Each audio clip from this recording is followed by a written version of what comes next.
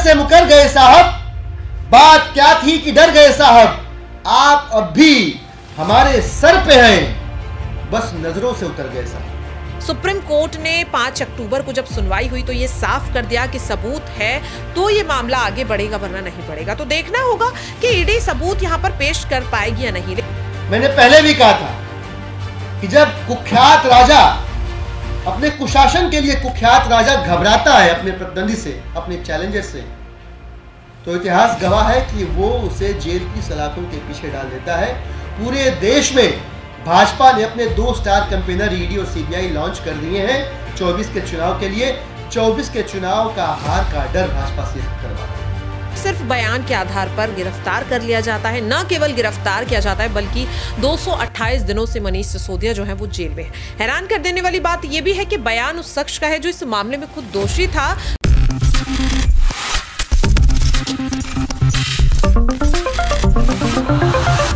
नमस्कार, आप देख रहे हैं नेक्स्ट 9 न्यूज। मैं तुषार आपके साथ।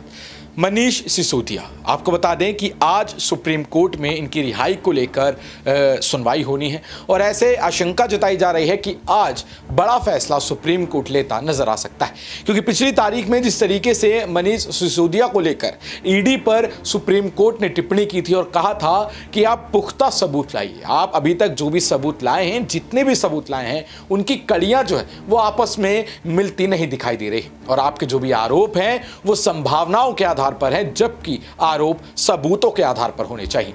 आपको बता दें, ये एक बहुत बड़ी टिप्पणी यहां पर ईडी पर सुप्रीम कोर्ट ने की थी और उसके बाद 12 अक्टूबर की तारीख दी गई थी अगली सुनवाई के लिए, यानी कि आज। अब से कुछ ही देर में ये सुनवाई शुरू हो जाएगी और पता चलेगा कि किस तरीके से यहां पर सुप्रीम कोर्ट जो है वो एक बड़ा फैसला लेता है या फिर से एक बार मनीष सिसोदिया को जेल में रहना पड़ेगा। और आपको बता दें कि आज का दिन आम आदमी पार्टी के लिए बहुत अहम दिन है, क्योंकि अगर आज बड़ा फैसला ले लिया जाता है तब तो यहां पर खुशी का माहौल देखने को मिलेगा आम आदमी पार्टी के खेमे में, वरना एक बार फिर से मायूसी छा जाएगी, क्योंकि एक बार फिर से मनीष सिसोदिया को जेल में रहना होगा और उसके कुछ समय बाद, अब से कुछ समय बाद जो है वो दशहरा और दिवाली की छुट्टियां शुरू हो जाएंगी, जिसमें अदालतें भी बंद पड़ जाएंगी और मनीष सिसोदिया लंबे समय तक जेल में चले जाएंगे। अब इसी को लेकर आज की इस डिबेट में हमारे साथ चर्चा करने के लिए हमारी सहयोगी हमारे साथ जुड़ रही हैं। इनका नाम है प्रज्ञा। तो प्रज्ञा, जिस तरीके से हम ये देख रहे हैं कि जो पूरा घटनाक्रम चल रहा है, आज एक बड़ा दिन है, एक अहम दिन है आम आदमी पार्टी के लिए। अगर यहाँ पर एक बड़ा फैसला में देखने को मिलता है सुप्रीम कोर्ट की ओर से और रिहाई यहाँ पर दे दी जाती है, बेल यहाँ पर दे दी जाती है, तब तो मनीष सिसोदिया और आम आदमी पार्टी के लिए एक बड़ा दिन माना जाएगा। लेकिन अगर नहीं दिया जाता है तो यहाँ पर लंबे समय के लिए एक बार फिर से जेल में चले जाएंगे। और आपसे सवाल मेरा ये रहने वाला है, ईडी को लेकर पिछली सुनवाई में सुप्रीम कोर्ट ने साफ साफ ये कहा कि आपके पास सबूत हैं, लेकर आइए, संभावनाओं के तौर पर आरोप मत लगाइए, सबूतों के तौर पर लगाइए।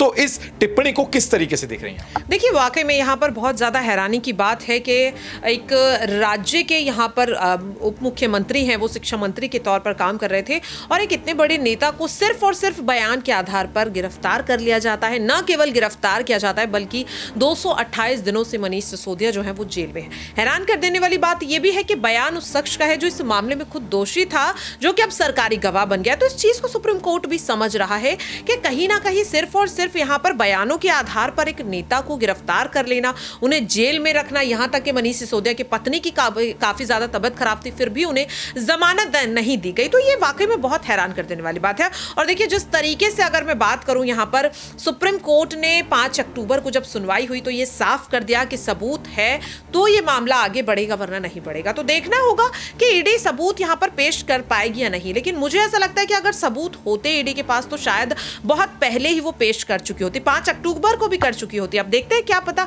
हो सकता है कि 7 दिनों में कोई सबूत यहां पर ईडी को मिल गया हो। लेकिन अगर नहीं मिलता है तो यहां पर कहीं ना कहीं जो मनीष सिसोदिया है उन्हें सुप्रीम कोर्ट से जाहिर तौर पर राहत मिलेगी। एक आखिरी सवाल आपसे लेना चाहूंगा बेहद ही कम शब्दों में, वो ये कि ईडी को लेकर यहां पर यह भी कहा सुप्रीम कोर्ट ने कि आप कह रहे हैं कि ये पूरी की पूरी पार्टी जो नीति लेकर लेकर आई वो भ्रष्ट नीति थी और ये पूरी पार्टी इसमें जिम्मेदार है। पर लेकिन आप नेताओं पर ही क्यों यहाँ पर जो है वो आरोप लगा रहे हैं? मनीष सिसोदिया हो गए, संजय सिंह हो गए, और एक के बाद एक आप नेताओं को क्यों पकड़ रहे हैं? आप पूरी पार्टी पर केस क्यों नहीं दर्ज कर रहे हैं? तो क्या यहाँ पर यह देखा जा रहा है कि संजय सिंह, मनीष सिसोदिया, इन नेताओं से कोई दुश्मनी निकाली जा रही है या इनके खिलाफ ही कोई एक्शन लिया जा रहा है, या धीरे धीरे करके पूरी पार्टी पर यह शिकंजा कसना चाहती है ईडी, या फिर कहें जो पीछे से पॉलिटिकल सपोर्ट इन्हें मिल रहा है उसके तहत? देखिए, यहाँ पर अगर आपने जिस तरीके से कहा कि सिर्फ नेताओं पर क्यों कार्रवाई हो रही है, पार्टी पर क्यों नहीं हो रही, तो देखिए धीरे धीरे करते करते कहीं ना कहीं पूरी की पूरी पार्टी पर अब गाज गिरती हुई नजर आ रही है।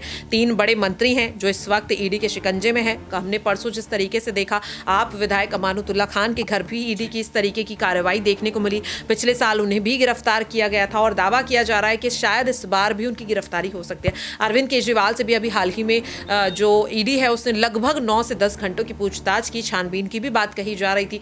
अभी आप भी देख रहे हैं कि किस तरीके से राघव चड्ढा को भी सरकारी बंगला खाली करने के लिए प्रेशर किया जा रहा है। तो यहां पर कहीं ना कहीं चाहे अलग अलग केस हो, ईडी हो, सीबीआई हो या फिर पुलिस हो, धीरे धीरे पूरी की पूरी पार्टी, या यूं कहें कि पार्टी के जो बड़े चेहरे जिनके कंधों पर कहीं ना कहीं पार्टी टिकी हुई है, उन्हें कहीं ना कहीं फंसाया जा रहा है। और जैसा कि कहा भी जा रहा है कि यहां पर अरविंद केजरीवाल का भी नंबर हो सकता है। लेकिन हाँ, अगर कोई नीति लाई गई है तो पूरी पार्टी की तरफ से लाई गई है, पूरी पार्टी को यहां पर सस्पेंड करना चाहिए। लेकिन बड़े बड़े चेहरों पर कार्रवाई करना साफ तौर पर लग रहा है कि पार्टी को यहां पर कमजोर करने की कोशिश की जा रही है। तो बहुत बहुत धन्यवाद आपका। तो दर्शकों, जिस तरीके से आपने देखा कि कैसे यहां पर सुप्रीम कोर्ट ने पिछली सुनवाई में किस तरीके से ईडी से सवाल पूछे थे, और आज इसको लेकर एक बार फिर से सुनवाई होनी है और यहां पर एक बड़ा फैसला जो है वो हमें होता हुआ दिख सकता है। लेकिन इस पूरे घटनाक्रम पर आम आदमी पार्टी के जो नेता हैं दिलीप पांडे, वो क्या कह रहे हैं, सुनिए जरा। तो मुझे यह लग रहा है कि ईडी इस समय कोई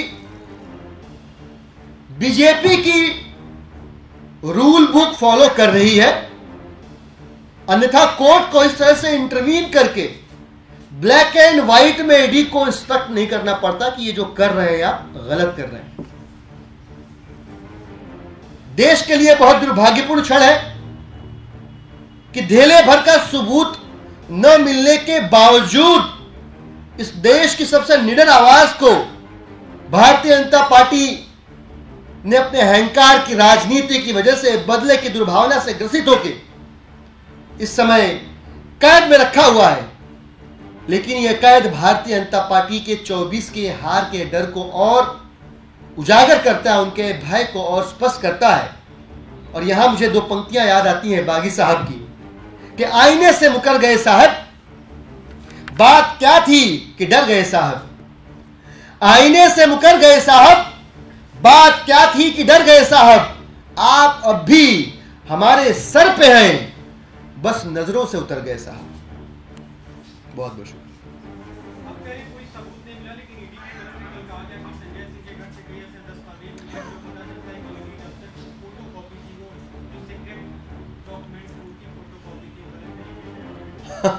हमने ये भी सुना कि 239 जगहों पे ईडी ने छानबीन करी और लिटरली हम लोग काउंट कर रहे थे तो एक छोटी सी मूर्ति, एक छोटा सा फोटो फ्रेम, ये सब मिला के भी वो क्रॉस नहीं हो पा रहा था 239।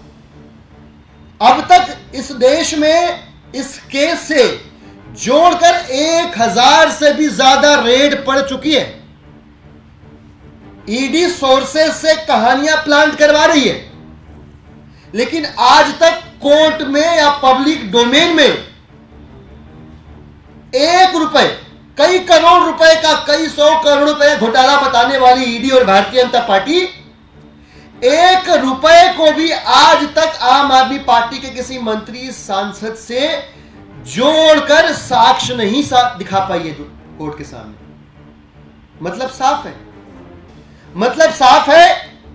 मैंने पहले भी कहा था कि जब कुख्यात राजा, अपने कुशासन के लिए कुख्यात राजा घबराता है अपने प्रतिद्वंदी से, अपने चैलेंजर से, तो इतिहास गवाह है कि वो उसे जेल की सलाखों के पीछे डाल देता है। पूरे देश में भाजपा ने अपने 2 स्टार कैंपेनर ईडी और सीबीआई लॉन्च कर दिए हैं 24 के चुनाव के लिए। 24 के चुनाव का हार का डर भाजपा से सब करवा रहा है। कल कोर्ट को ईडी ने कहा कि संजय सिंह से रिश्वत मांगी गई थी लेकिन पैसे नहीं दिए गए। संजय सिंह जी से रिश्वत मांगी गई थी। हाँ, लेकिन संजय सिंह ने रिश्वत मांगी थी, लेकिन संजय सिंह को पैसे नहीं दिए। इसके पेपर्स दिए, इसके पेपर एविडेंसेस दिए आपको संजय सिंह जी? ईडी ने, मैं वही तो बता रहा हूँ, कहानियां मैं कह रहा हूँ ना। नहीं, वही मैं कहता हूँ, ईडी ने कहा कि रिश्वत संजय सिंह द्वारा मांगी गई, लेकिन पैसे संजय सिंह को नहीं दिए गए। मैं वही, आप समझिए बात को। कानून चलता कैसे है? साक्ष्य पे चलता है, प्रमाण पे चलता है, सबूत पे चलता है। आज तक संजय सिंह जी की एक रेड और इसके अलावा जो भी 999 रेड हुई हैं, उसमें मनोहर कहानियों के अलावा ईडी और भारतीय जनता पार्टी, में दोनों को एक साथ बोल रहा हूं क्योंकि दोनों एक साथ दफ्तर के अंदर बैठ के स्ट्रेटजी बनाते हैं, आज तक कोई भी साक्ष्य प्रस्तुत नहीं कर पाए हैं। कोर्ट तक ने कह दिया कि हियरसे से काम नहीं चलेगा, इसने ये कहा, उसने वो कहा, ये सब नहीं चलेगा, साक्ष्य प्रस्तुत करना पड़ेगा आपको। और ईडी कितनी आजादी से काम कर रही है, अभी हफ्ता भर पहले सुप्रीम कोर्ट ने भी कह दिया था, ईडी बिल्कुल उतनी ही आजाद है जितनी वो भारतीय जनता पार्टी के दफ्तर के अंदर आजाद है। देश के अंदर कितनी आजादी ईडी को है और कितनी इंडिपेंडेंट तरीके से फंक्शन कर रही है, सुप्रीम कोर्ट ने अपनी टिप्पणी करके उसको स्पष्ट। तो देखा आपने किस तरीके से यहां पर दिलीप पांडे लगातार भारतीय जनता पार्टी पर बरसते नजर आ रहे हैं और एक के बाद एक उनका यह कहना है कि ये ईडी और भारतीय जनता पार्टी मिलकर यहां पर आम आदमी पार्टी को खत्म करना चाहती। अब दर्शकों, आप इस पर क्या सोचते हैं, आपकी क्या राय है, नीचे कमेंट सेक्शन में हमें जरूर बताएं और जुड़े रहें, देखते रहें नेक्स्ट 9 न्यूज़।